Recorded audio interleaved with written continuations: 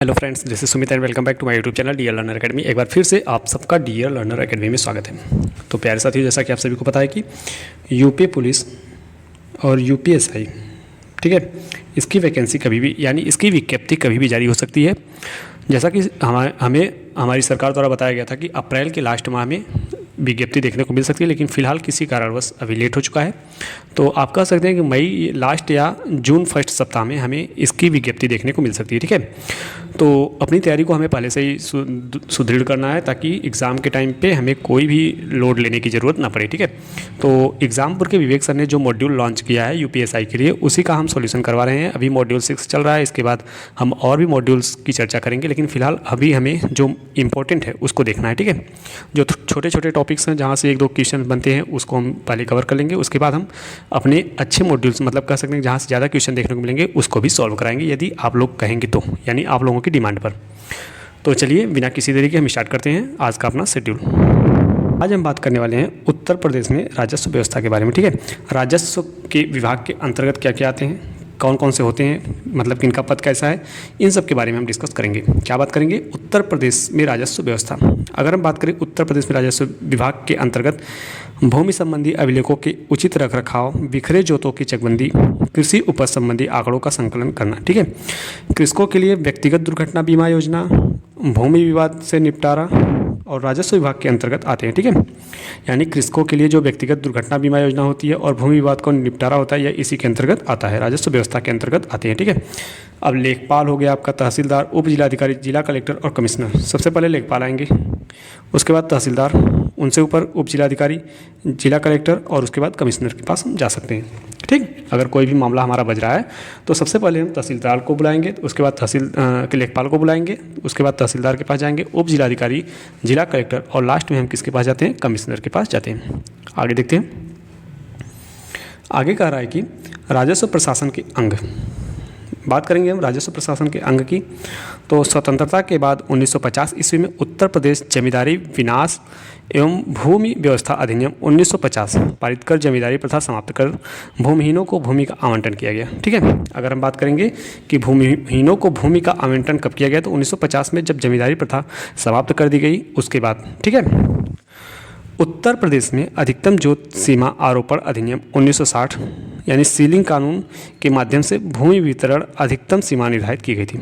अगर पूछा जाए कि किसके द्वारा अधिकतम भूमि वितरण सीमा निर्धारित की गई, तो आप कहेंगे किसके द्वारा? सीलिंग कानून, ठीक है। या आप कह सकते हैं कि उत्तर प्रदेश में अधिकतम जोत सीमा आरोपण अधिनियम 1960 के द्वारा। अगला पॉइंट कह रहा है कि राजस्व विभाग द्वारा सूखा वितरण अधिकतम सीमा निर्धारित की गई, यानी राजस्व विभाग के द्वारा ही सूखा वितरण अधिकतम सीमा निर्धारित की गई। राजस्व विभाग द्वारा सूखा, अतिवृष्टि, बाढ़ आदि तथा शीतलहर आदि के द्वारा नुकसान होने पर सहायता उपलब्ध कराई जाती है, ठीक है। किसके द्वारा ये सब कराई जाती है? राजस्व विभाग के अंतर्गत कराई जाती है। राज्य स्तर पर गठित राज्य आपदा मोचक विधि में 75% अंश केंद्र का और 25% अंश राज्य सरकार का होता है। यानी अगर किसी भी प्रकार की आपदा होती है तो उसमें 75% अंश कौन देगा? तो वो केंद्र देगा, और 25% अंश कौन देगा? वो राज्य देगा, ठीक है, उसकी भरपाई करेगा।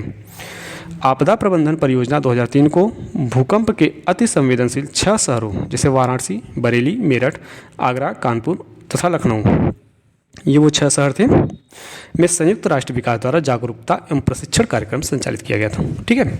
आगे देखते हैं। आगे दिया गया है क्या? चकबंदी योजना, ठीक। अगर हम बात करें चकबंदी योजना की, तो इसमें क्या कह रहा है कि राज्य में कृषि उत्पादन में वृद्धि करने तथा किसान के जीवन स्तर को ऊपर उठाने के उद्देश्य से 1954 में यह योजना शुरू की गई। अगर कहें कि चकबंदी योजना कब शुरू की गई थी, तो आप कहेंगे क्या? 1954 में, ठीक है। 1954 में यह योजना शुरू की गई थी। किस लिए शुरू की गई थी? कृषि उत्पादन में वृद्धि करने तथा किसान के जीवन स्तर को ऊपर उठाने के उद्देश्य से की गई थी, ठीक है। आगे कह रहा है इसके अंतर्गत चकमार्ग, संपर्क मार्ग, नाली, अनुसूचित जाति और अनुसूचित जनजाति आबादी एवं सार्वजनिक प्रयोजन के लिए भूमि आरक्षित की जाती है, ठीक। इसी चकबंदी योजना के तहत ही हम क्या निकालते हैं? चकमार्ग, मतलब रोड पास करते हैं, नाली पास करते हैं, और अनुसूचित जाति जनजाति के लिए भूमि आवंटित करते हैं। इस योजना का संबंध भूमि सुधार, ग्राम विकास और हरित क्रांति से है। इस योजना का संबंध किससे है? आप कह सकते हैं कि भूमि सुधार, ग्राम विकास और हरित क्रांति से है। आगे देखते हैं। आगे क्या दिया गया है? भूमि राष्ट्रीय भूमि अभिलेख आधुनिकीकरण। ठीक है, अब इसके बारे में देख लेते हैं। यह योजना 2008-2009 में केंद्र सरकार के सहयोग से प्रारंभ हुई थी। ठीक, राष्ट्रीय भू अभिलेख आधुनिकीकरण जो योजना है वह किसके सहयोग से प्रारंभ की गई थी? तो केंद्र सरकार के सहयोग से प्रारंभ की गई थी। कब प्रारंभ की गई थी? 2008-9 में। ठीक है, राष्ट्रीय भू अभिलेख आधुनिकीकरण योजना कब प्रारंभ की गई थी? 2008-9 में। किसके सहयोग से? केंद्र सरकार के सहयोग से प्रारंभ की गई थी।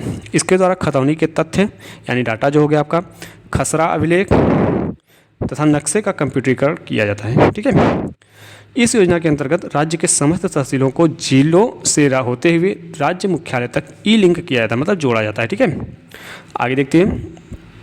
आगे कह रहा है क्या? किसान बही योजना।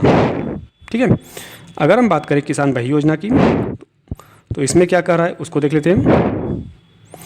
राज्य के 2.5 करोड़ जोत धारकों को उनकी जोतों की जानकारी कराने के उद्देश्य से पूर्व प्रचलित जोत बही के स्वरूप में बदलाव कर वर्ष 1992 में किसान बही योजना लागू की गई। देखिए, चकबंदी योजना 1954 में, चकबंदी योजना 1954 में, और किसान बही योजना कब लागू की गई? तो आप कहेंगे कि 1992 में किसान बही योजना लागू की गई थी। ठीक है, इसमें किसानों का नाम, पता तथा उनकी भूमि का वितरण, विक्रय बंधन, पट्टे से संबंधित जानकारी का उल्लेख होता है।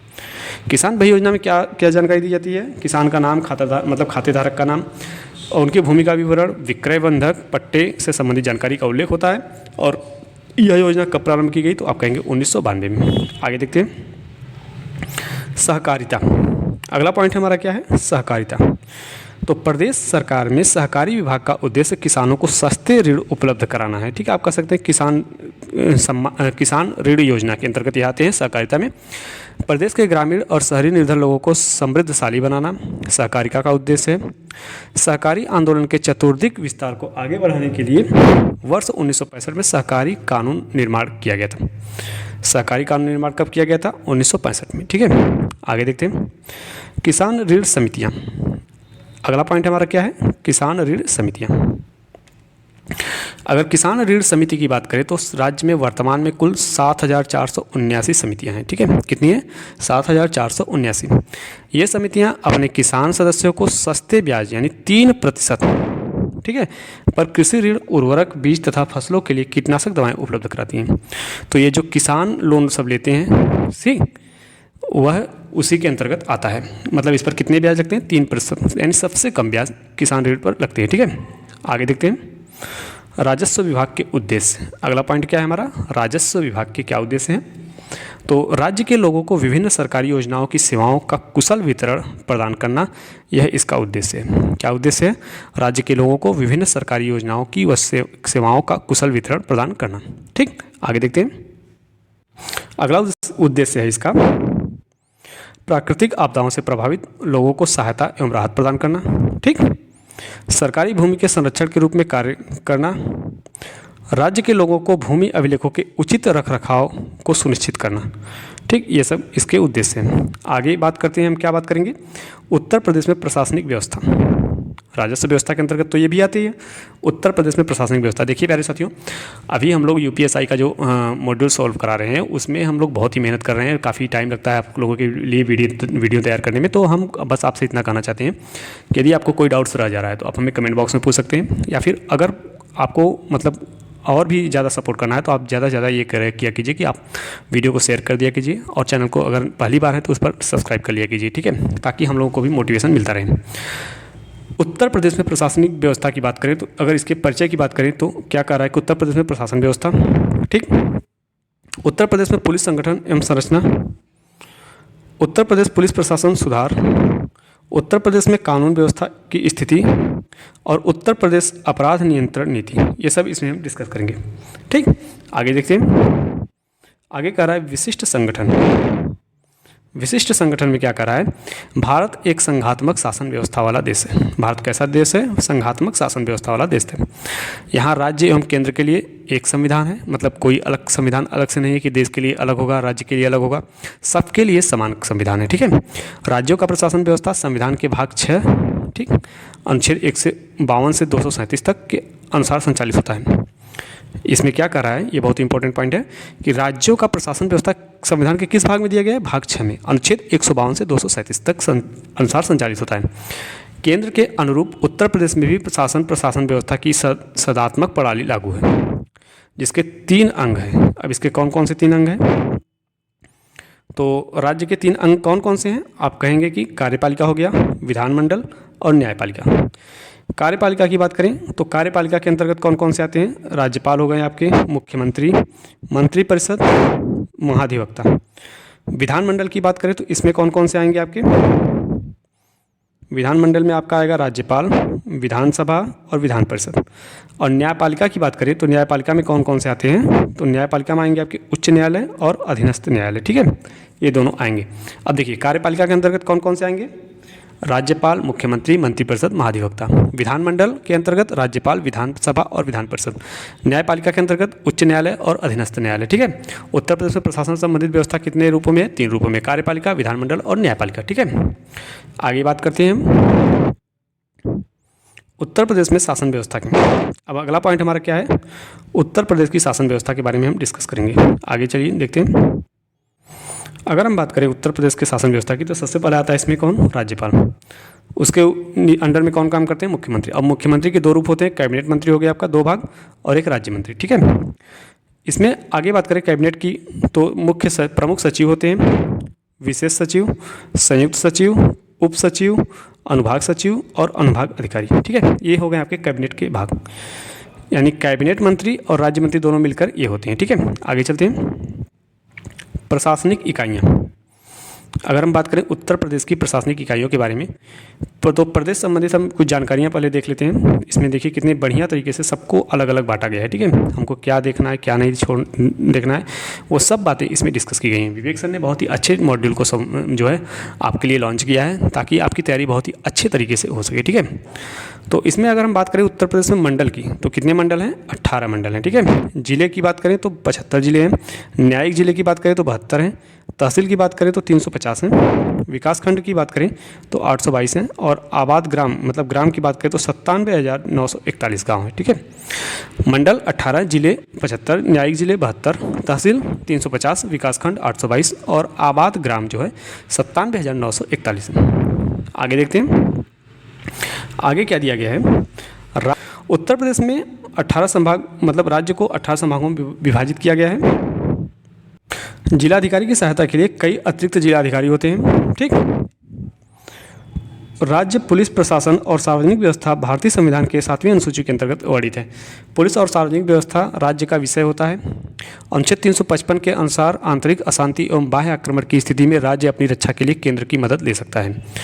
उत्तर प्रदेश में 75 जिले और 18 मंडलों में विभाजित किया गया है। प्रत्येक मंडल में 3 से 7 जिले शामिल हैं। एक IAS अधिकारी प्रत्येक मंडल का डिविजनल कमिश्नर होता है। डिविजनल कमिश्नर संपूर्ण मंडल की प्रशासनिक, कानून एवं राजस्व व्यवस्था देखता है। जिला प्रशासन की व्यवस्था का नेतृत्व जिलाधिकारी करता है। जिलाधिकारी या जिला मजिस्ट्रेट विभिन्न विभागों के बीच कार्य एवं कानून व्यवस्था के लिए जिम्मेदार होता है। जिले में हिंसा, सामुदायिक तनाव, कानून व्यवस्था संबंधित क्षेत्र का आकलन करने का दायित्व जिला मजिस्ट्रेट का होता है। उत्तर प्रदेश न्याय व्यवस्था में इलाहाबाद उच्च न्यायालय, प्रयागराज और उसका लखनऊ खंडपीठ, जिला सत्र न्यायालय, तहसील स्तर पर निचली अदालतें शामिल हैं। अब बात करेंगे उत्तर प्रदेश में पुलिस संबंधी तत्व। तो पुलिस प्रशासन की बात करें तो पुलिस गृह मंत्रालय के अधीन आता है। पुलिस का सबसे बड़ा अधिकारी डायरेक्टर जनरल ऑफ पुलिस होता है, ठीक। और पुलिस का वर्गीकरण हम देख लेते हैं कि किस रूपों में किया जाता है। जीपी होते हैं, उनका मतलब क्या सिंबल मिलता है तो अशोक स्तंभ और तलवार के साथ IPS लिखा होता है, ठीक है। इंस्पेक्टर यानी जनरल ऑफ पुलिस जो होते हैं IG साहब, उनको क्या सिंबल मिलता है? एक तलवार, एक स्टार और IPS लिखा होता है। और DIG साहब जो होते हैं एक अशोक स्तंभ, 3 स्टार होते हैं। आगे देखते हैं वरिष्ठ पुलिस अधीक्षक जो होते हैं SSP, तो एक अशोक स्तंभ के साथ 2 स्टार होते हैं। पुलिस अधीक्षक यानी SP, एक अशोक स्तंभ 1 स्टार। उप पुलिस अधीक्षक यानी DSP, लाल और नीली पट्टी 3 स्टार, ठीक है। आगे देखते हैं प्रभारी निरीक्षक की बात करें तो इंस्पेक्टर जो होते हैं 3 स्टार इनको मिलता है। उप निरीक्षक की बात करें तो लाल और नीले पट्टी और 2 स्टार मिलते हैं। आगे देखते हैं उसके नीचे होते हैं सिपाही, स्टार नहीं लगे होते। सिपाही मतलब कांस्टेबल की बात कर रहा है। उत्तर प्रदेश में विश्व में सबसे बड़ा एकल पुलिस बल रखने वाला राज्य है। उत्तर प्रदेश जो राज्य है आपका वह पुलिस बल के हिसाब से सबसे ज़्यादा पुलिस बल रखने वाला राज्य है, ठीक है। उत्तर प्रदेश पुलिस राज्य में प्राथमिक कानून प्रवर्तन एजेंसी है। उत्तर प्रदेश पुलिस की स्थापना 1863 में पुलिस महानिरीक्षक एकीकृत कार्यालय के रूप में 1861 में की गई थी। अगर पुलिस की स्थापना की बात करें तो 1863 में पुलिस महानिरीक्षक एकीकृत कार्यालय के रूप में 1861 में पुलिस अधिनियम के तहत की गई थी। वर्ष 1861 में पुलिस एक्ट अधिनियम पारित हुआ था, ठीक। और इसकी स्थापना कब हुई थी? 1863 में। उत्तर प्रदेश पुलिस विभाग का मुख्यालय प्रयागराज में है, जिसे अब प्रदेश के लखनऊ के सिग्नेचर बिल्डिंग में स्थानांतरित किया जा रहा है, मतलब हो चुका है। उत्तर प्रदेश पुलिस का नेतृत्व पुलिस महानिदेशक डीजीपी द्वारा किया जाता है। राज्य का सर्वोच्च रैंकिंग यानी आईपीएस कैडर का अधिकारी होता है। तो उम्मीद करते हैं कि आपको आज की वीडियो समझ में आई होगी और अच्छी लगी होगी। यदि अच्छी लगी है तो आप हमें कमेंट बॉक्स में बताइएगा और अब एक लाइक ज़रूर कर दीजिए, ठीक है। और ज़्यादा अच्छी लगी हो तो वीडियो को शेयर कर दिया कीजिए ताकि वीडियो सभी तक पहुंच सके। चलिए मिलते हैं फिर अगली वीडियो में, तब तक के लिए धन्यवाद।